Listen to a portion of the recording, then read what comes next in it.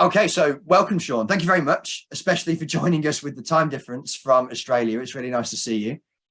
So diving straight into our first question then, thinking about two of your short story collections, we've got Dead People Don't Make Jam and Long Jetty Short Stories Volume 1. Could you please talk about the processes you went through in collating your stories and what you think makes a good collection, and maybe even what you've got for us coming on the horizon? Sure. It's a good question, and I think I'm still really getting my head around what a short story collection is. And there's multiple ways it can be presented, and it's exciting. I'm looking forward to more collections and putting them together in different ways. What I can say is that my first book, Dead People Don't Make Jam, there was really not a lot of thought about how I put that together. Being my first book, and I had short stories published in different anthologies and in some literary magazines and so on.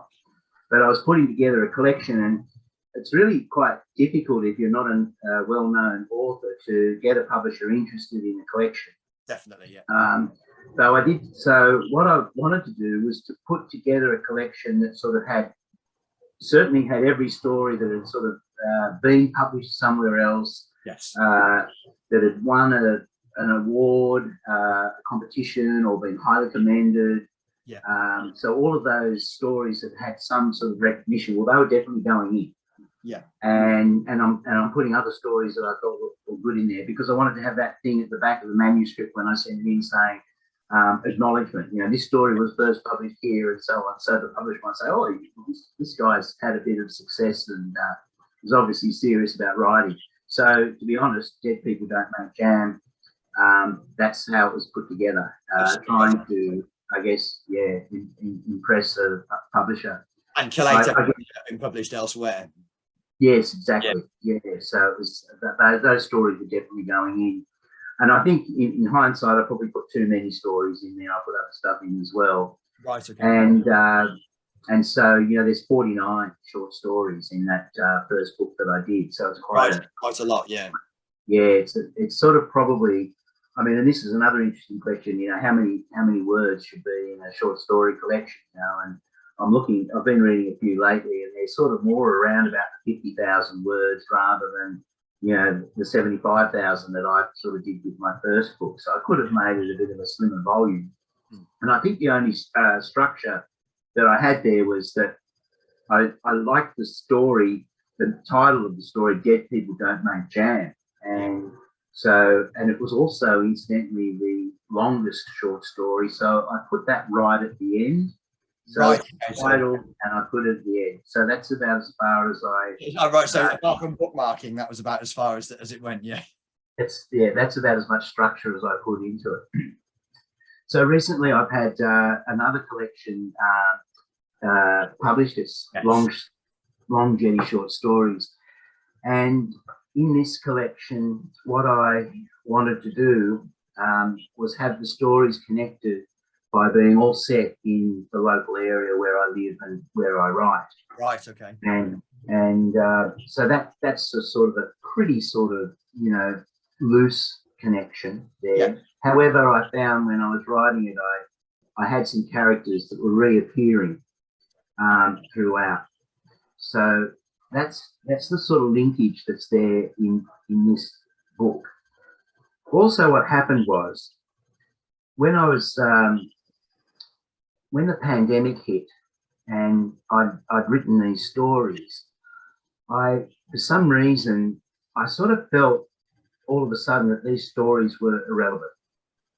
Because, I just sort of, my writing is sort of pretty much contemporary writing. So it's about what ordinary people are going through in a sort of a modern day setting. And when the pandemic hit, it's sort of like, oh, okay. These stories are all obviously written before the pandemic, because there's no mention of masks or lockdowns or whatever. It was a bit erroneous thinking, but it was a bit. I felt this as the same when I was sort of watching television as well, and I was watching drama on TV, we're getting so much about COVID and pandemic and lockdowns and stuff like this, and you're watching a drama and you think, well, that's obviously pre-pandemic. Yes. So in my mind, I'm thinking, you know, what am I going to do with these stories? They're not contemporary anymore. And I sort of lost a bit of interest in putting this collection together, and then that sort of feeling went away. Right. But they are obviously stories that are written prior to the pandemic. And what I also do with my blog, I have posts and I comment on stuff that's going on in the world. And as we were talking about before, when Australia was on fire, yeah, I've sort of written these stories in a period between the summer of 2019, 2020. In fact, the first blog, so I've actually put blog posts in between my short stories. Oh, I see. Okay. Yeah. So my first blog post in there is, I think, December 2019, and my last blog post that's towards the back of the book is dated, I think, February 2020. I see. That's interesting. So yeah, so I've sort of set not only this book in a sort of a geographical context, yeah, but also a time period between, you know, the summer where Australia was burning up to the summer, at the end of the summer, where we had a pandemic and went into lockdown and everything changed. Post one problem and pre another problem, kind of sandwich it in there. Yeah. Exactly. So it's sort of, and you know, and some other stuff happened there. We had an election, and we had other stuff going on with our politics and in the environment. And, you know, so it's also has that sort of, you know, sort of chronological sort of period of time. Yeah. And I think that sort of gives it something a bit unique. Well, rather than just being a collection of stories. Yeah, definitely. They have this set in time context. So like that one is much more firmly in space and time. You knew exactly where it belonged. Exactly. Yeah. And it's interesting because since I've released this book, and I've been getting some really, you know, great feedback from people, and it makes me think, you know, perhaps, and I'm not sure about this, but if you do have a collection of stories, if just, you know, so a short story collection, if there is something that, you know, there's a reason for them to be together, or there's some sort of link, or, you know, something that binds them, or a story cycle, or, you know, whatever you want to call it, perhaps that is of more interest to the reader than just simply an eclectic sort of throwing together of stories. Right. Okay. So you're finding kind of firmer themes or firmer ways to connect the stories together. Yeah. Yes. Yeah. And I think I'm assuming from some of the feedback that I've got that that's actually satisfying some readers. Okay. Oh, good. It's excellent. So is that what you're going to do with the next collection, the next volume? Is it getting firmer again? Yeah. Well, it's interesting because I actually I have volume 2. I've actually got the galley proofs for Long Jetty Short Stories volume 2. Excellent. And they're all post-pandemic, but again set in this area. Right. Okay. So and again, I am interspersing it with things that are going on in the real world. So there's some creative non-fiction writing interspersed again. So I've got, that's going to be similar for volume 2. Yes. Now, I wrote those a while ago now, so now I'm writing more short stories, and I'm not really sure where what I'm going to do for my next collection. I'm still writing short stories regularly, but I'm becoming a lot more, I think, wanting to have an even stronger sort of connection between stories and what I've got, you know, in the pipeline so far, and I'm still playing with that. Yeah, no, okay, yeah. So these are not necessarily just Long Jetty short stories. It might be firmer in some way. That's right. So, and look, I'll tell you that the story that you published of mine in your journal, given the conditions,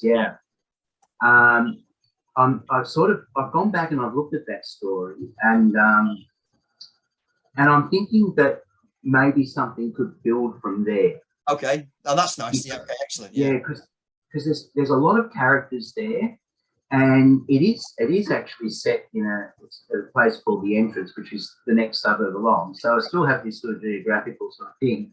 However, I'm thinking there's a lot of characters in that story, which is maybe a bit unusual for a short story. Yeah. But I think that might give me a bit of a sort of that story could be like a hub of other stories and of some of the other characters that are in that story, but also the main character who's that younger girl who's the barmaid at the pub.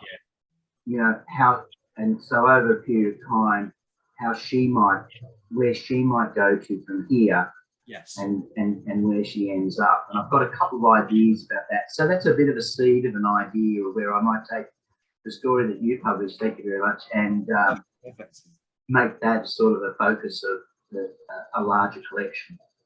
Oh, fantastic. Okay, brilliant. I mean, that sounds fantastic and a very comprehensive answer. Thank you very much.